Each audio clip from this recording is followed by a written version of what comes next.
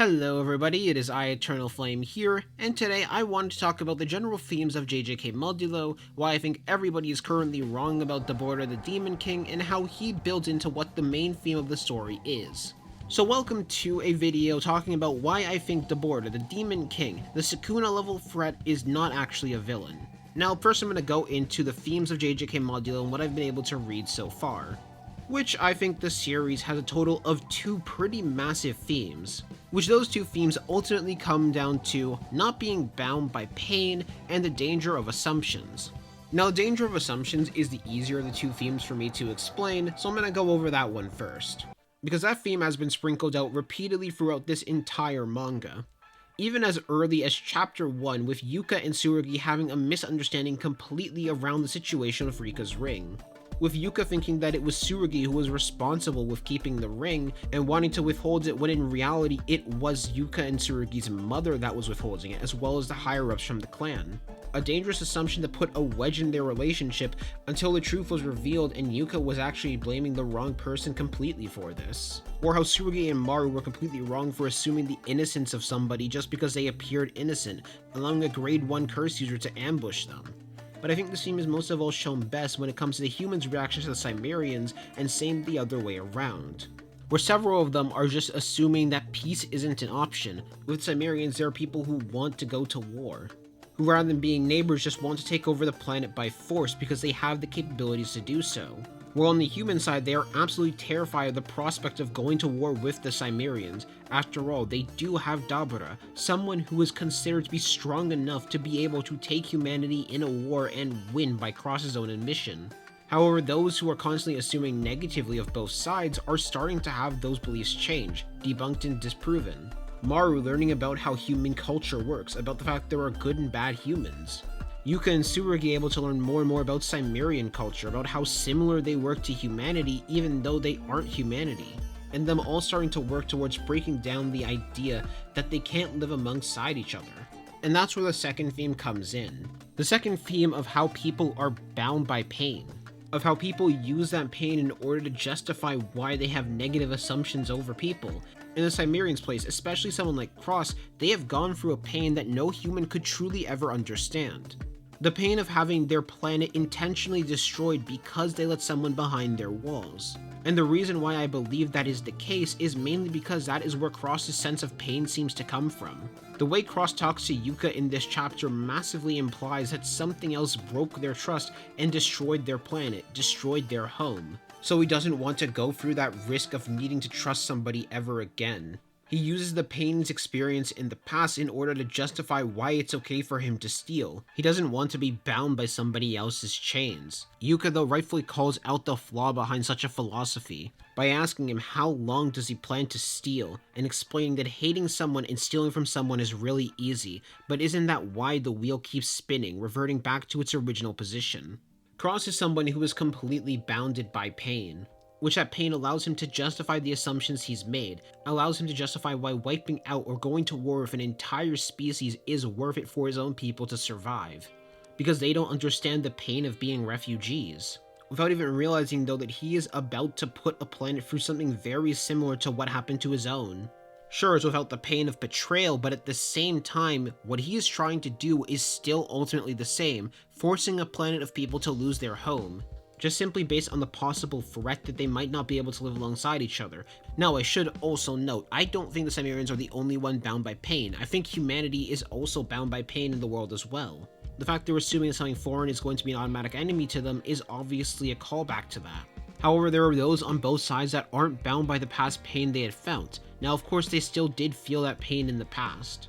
Maru went through the exact same pain that Cross did, but instead Maru wants to learn about humanity and see if there's a potential way for them to become neighbors, with Yuka being in a very similar boat. Well, I'm going to come back to Yuka in a second, but first I want to go to Tsurugi, who's going to also be rather important.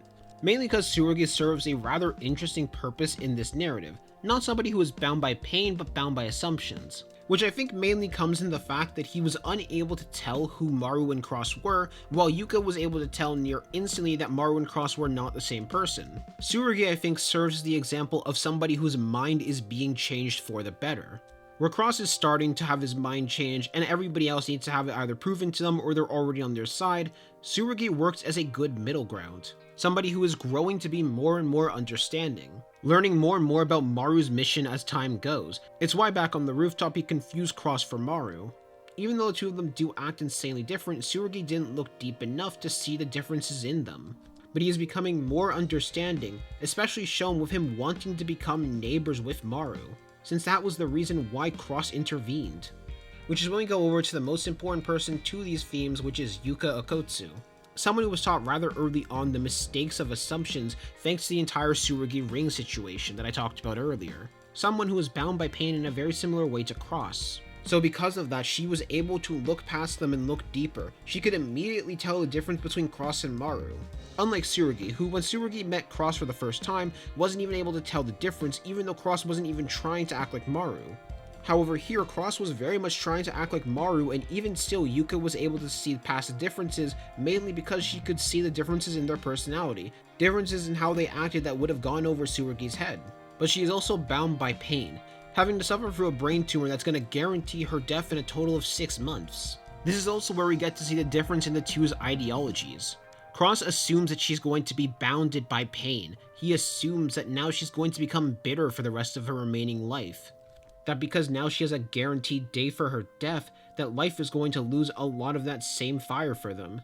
That she's going to constantly question, why did it have to be me? Why couldn't it have been somebody else? However, in spite of that, she didn't actually give in to that. She didn't give in to bitterness, she didn't give in to hatred, she didn't give in to that pain. Instead, she tried to use that pain in another way, tried to use that pain in order to bridge the gap between the two of them, telling him that it was okay to still be angry about what had happened to him, but to use her pain and circumstance to explain that he has the ability to change his fate while she doesn't. She has limited time, he doesn't. But in spite of being somebody who should absolutely be bitter to the rest of the world, in spite of being somebody who has more than enough excuses to be angry, even when he reveals to her that he has no intention to stop stealing, no intention to change his fate, she continues to try and reach him. To try and use that pain and by extension the understanding she got to understand him more, to point out the flaws in his ideology. To point out the fact that he is just constantly putting himself in a cycle when he has the option and way to change that cycle. Now, how this agreement is going to go between them, we don't really know yet. Currently, at the time I'm recording this, only Chapter 7 is out. But if I were to predict, I do think Cross is going to deny it, but he's going to be thinking about it. He's not going to actively say no to her, he's just going to have this thought in his head and it's going to turn into a seed into something much greater. And that is what I think Yuka is ultimately going to represent throughout the entire narrative. She is going to represent the pathway to peace between both the Cimmerians as well as the humans. About how for the two of them to coexist and not go to war with each other, they are going to need to understand each other. They are going to need to let down their barriers and use that pain to build bridges with each other. So long as the assumptions continue to exist, humanity and Cimmerians will never be able to coexist with each other. Right now they are becoming a self-fulfilling prophecy unless something changes. Now, how does Yuka's brain tumor fit into all of this? Well, I do think Yuka is sadly going to die. Or at least I think there's a probable chance that she is going to die. And in death, she doesn't feel any anger towards anybody. Instead, she's going to represent that bridge being gapped. That is what her remaining life is going to represent. Working through the pain of others to truly destroy that cycle once and for all. A cycle can't be destroyed by one person. However, one person can light the flame in order to ignite the entire cycle, starting a new one for the better. Now, there of course is a chance that Yuka might end up living and still being able to do this. After all, we don't know if the entire reason why Yuka has the brain tumor might have to do with Rika's curse. That could honestly be a part of it. We're gonna have to wait and see. But either way, I'm still pretty confident that is what Yuka is going to represent throughout the entire story. Whether she continues to live to be an ambassador or she dies for the sake of being a signal to the rest of the world that they're going to need to get past their assumptions and pain is for the future to tell. Now, do I ultimately think they are going to come together, that they're going to be able to live alongside each other? If I'm being honest, yes. However, this is still ultimately Gege at the end of the day. But I think it'd ultimately be more fitting for the Cimmerians and the humans to live alongside each other and that be more satisfying for the end of the story. However, as I mentioned in the beginning of this video, those themes are crucial to understanding why I think Dabura is not actually a villain.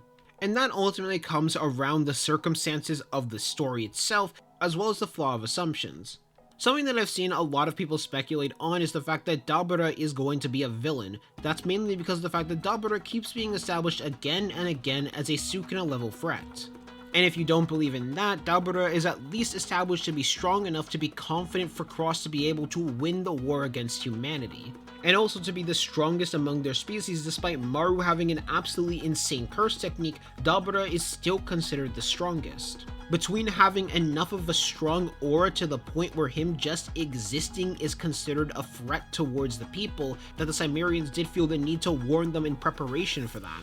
So of course he's naturally being framed as a villain. However, there's been one thing wrong with that assumption, at least to me, this entire time, or at least that felt wrong. Mainly because I've been questioning, if Dabura really is that strong, why hasn't he made a move? Who among the Cimmerians could really stop him if they wanted war? And there was only one answer I could ultimately come to for which Cimmerian could stop him. And that Cimmerian is Dabura himself. Even though Dabura has a menacing presence to the point where they need to be careful because his presence gives pure hostility, there's not really been anything that's proven that he actually wants to go to war with humanity. We're just assuming that because of the level of threat he is being put at. And so I also ultimately don't think he is a villain. I think because of the fact that Dabura has experienced the pain of losing a planet, losing their home, that he doesn't want to cause needless pain, which is the chance that Dabura and the other Cimmerians are offering humanity. They are offering the chance for them to prove that humanity can be trusted, to prove that humanity isn't going to cause pain to them. But right now it's dangerous to assume he's a threat purely because of his presence. Now we don't know that much about Dabura yet, but I think there is at least enough proof to say that he is not evil just by the pure fact that he hasn't done anything yet. He has the power to end humanity, to end a war and give Cross so much confidence that they'd be able to win against humanity just because Dabura is on their side. So I think it makes the most sense and fits most within the themes that I've talked about. He doesn't want to actually start this war despite the fact that he looks intimidating. Despite the fact that all humanity can talk about is how strong he is and how much of a threat he is. So this series has been filled to the brim of misdirects. Nothing is what it seems. Though it's always been the case with Jujutsu Kaisen, as Reggie once said a long time ago, sorcerers are nothing but con artists. But overall, that's my thoughts on the main themes of Modulo so far. However, I do want to ask you guys something.